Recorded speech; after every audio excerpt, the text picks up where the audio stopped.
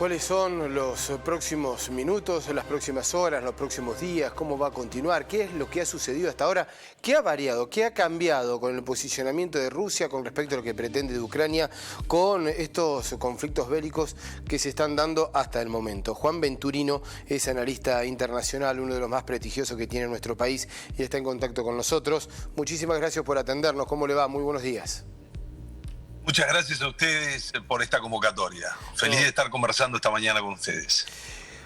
Juan, ¿qué se puede decir? ¿Qué ha cambiado el escenario, digamos, del por qué comienza el conflicto al punto que hemos llegado? ¿Ha variado en algo? ¿Se ha modificado algo después de tanto horror?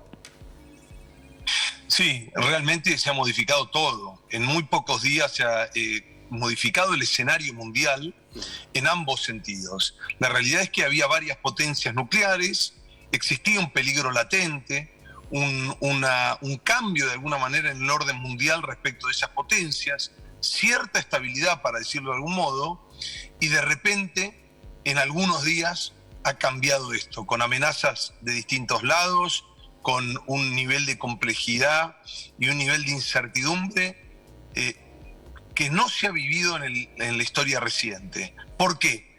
Porque efectivamente no tenemos idea de qué va a pasar mañana. No sabemos si este conflicto está cerca de resolverse, si existe un mecanismo de diálogo que pueda habilitar algún tipo de salida pacífica o si efectivamente Rusia va por todo. No solo por el territorio completo de Ucrania, sino, llegado el caso, y en el hipotético caso de que le fuera mal en esta incursión de guerra convencional, el escenario, digamos, para el mundo sería catastrófico. La realidad es que parece que la acumulación del sistema armamentístico, que tenía cierta estabilidad en el sentido de que no habían dejado las potencias de fabricar e invertir en armamento, en desarrollo de alta tecnología nuclear, sino que ahora tenemos una guerra convencional y esta posibilidad que la veíamos lejana y que lamentablemente por estos días está más cerca. ¿Y cuál es el final de la guerra? Bien lo decías, Juan, bueno, es indescifrable el futuro que va a pasar mañana, pero ¿hay un final, hay un objetivo? ¿Es tomar toda Ucrania? Yo creo que en este punto a Putin lamentablemente se le preparó el terreno para que hiciera esta invasión.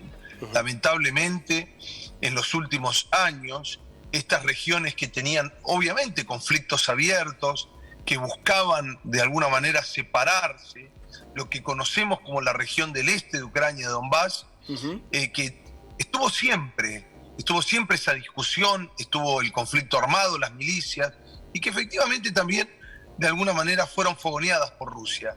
Pero la realidad es que en el último tiempo el recrudecimiento de esa situación terminó haciendo que lo que 8 años antes había dicho, nosotros no vamos a reconocer esa región como libre, como separatista, es decir, no la vamos a reconocer como rusa, efectivamente han tirado tanto de la soga. Y digo, ¿cuál sería la búsqueda? Deberíamos pensar también qué tenía en mente Volodymyr Zelensky, el actual presidente de Ucrania, digo, un humorista devenido en estadista, ¿no? ¿Qué habrá hecho el cálculo? Digo, tenía a una de las potencias militares más peligrosas del mundo enfrente. Era de alguna manera el tapón en términos, digamos, para decirlo de un modo, de conexión entre Rusia y el resto del mundo, o la comunidad organizada, o Occidente, como queramos llamarlo, ¿no? Depende del factor ideológico o la intencionalidad que le pongamos. Ahora, vecinos, coquetear con la OTAN, porque hay que decirlo también lamentablemente, ¿qué es la OTAN? Es un tratado que lo único que buscaba era limitar territorialmente y en términos de militares a Rusia, a esta idea expansionista, recordemos algunos años atrás, de la Unión de Repúblicas Socialistas Soviéticas, que anexaba todo lo que tuviera a su paso. Ahora, esto se había terminado en el año 91.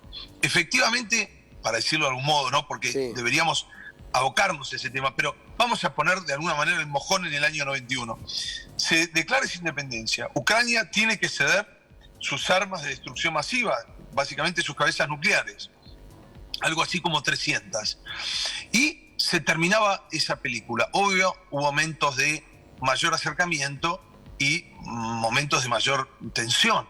Ahora, al punto de que efectivamente Rusia se vea tentada de invadir Ucrania, pareciera de alguna manera que le hicieron el caldo gordo a un personaje siniestro como es Putin, ¿no? Estamos hablando de un líder que ha manejado con mano de hierro a Rusia, que obviamente ha eliminado directamente opositores. Esto no es una apreciación conceptual, sí, es un objetivo de la realidad. No es que él ganó porque fue más bueno, ganó porque eliminó a sus competidores.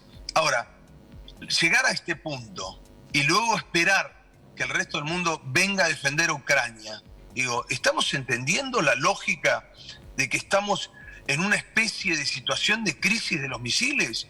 Yo recuerdo esto, lo tengo presente, haberlo estudiado, haberlo debatido, haber tenido que presentar ponencias sobre la forma en la que cambió el mundo aquella crisis. Y hoy estamos reeditando eso. Pareciera que no aprendimos, digo, no aprendemos nosotros los ciudadanos de pie, los ciudadanos comunes, pero los líderes del mundo no aprendieron de esa situación, del teléfono rojo. Es realmente muy crudo, ¿no? El análisis, lo que puede llegar a pasar, lo que significa esto que, como bien decía Juan, parecía absolutamente ya impensado, una guerra como la que se está dando así de esta manera. Uno podía entender otros conflictos y demás, pero así es realmente impensado que en este 2022, bueno, lo tengamos que estar sufriendo como humanidad. A Rusia no le... A ver, ¿le modifican las sanciones? Porque va a haber sanciones de un lado, del otro, los distintos organismos, y sin embargo no hace ningún tipo de lecturas como que esto pueda llegar a frenar la decisión. Y bueno, la respuesta en realidad es sí y no. Le modifican, por supuesto, le irritan, le dañan la economía, por supuesto. Ahora, en el caso de Rusia, estamos hablando probablemente de la economía más preparada para estar aislada, porque viene de un antecedente contemporáneo. Siempre digo lo mismo, ¿no? Es inevitable la tentación de hacer futurología. Ahora, como no podemos manejar lo que va a suceder mañana, ni siquiera esta misma tarde, porque hay una enorme cantidad de variables que no podemos manejar, sí podemos saber lo que pasó ayer o antes de ayer, o en la historia reciente, o la historia contemporánea. Y digo, Rusia viene...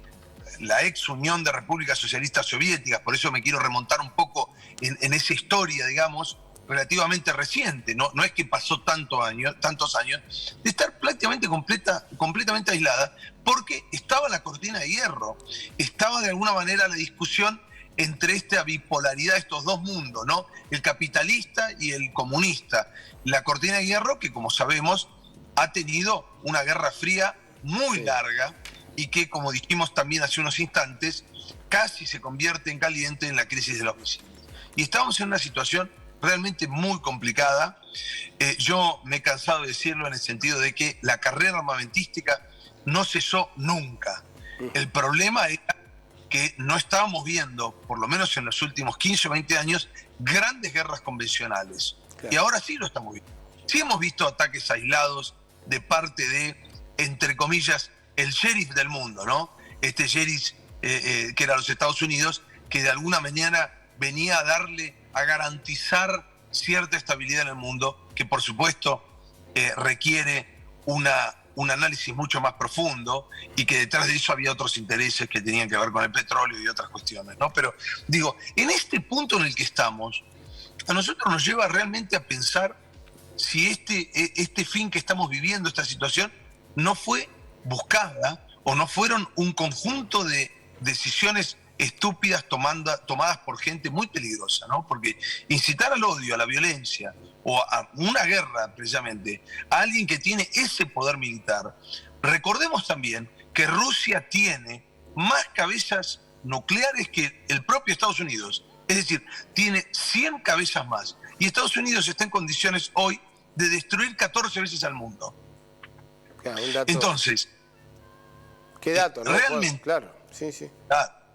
El panorama ya pasa de preocupante, porque uno se preocupa. La realidad es que todo el mundo entero debería estar no solo pidiendo la paz, porque pareciera que el ser humano en ese sentido le pide a Naciones Unidas la paz, le pide a Naciones Unidas, le pide al Papa la paz y se pelea con el vecino. Nosotros tenemos que entender que hasta aquí la historia fue escrita de alguna manera por esa ambición militar a través de las guerras, a través del sistema armamentístico. Y el sistema de armas, lamentablemente también, te tengo que decir, que se aceita y funciona con sangre. Juan Venturino, muchísimas gracias por esta participación aquí en Telediario Federal. Es un placer. Gracias a vos y a todo el equipo por convocarme y cuando ustedes lo necesitan, aquí estaré. Te vamos a tener en cuenta. Hasta luego. Un fuerte abrazo.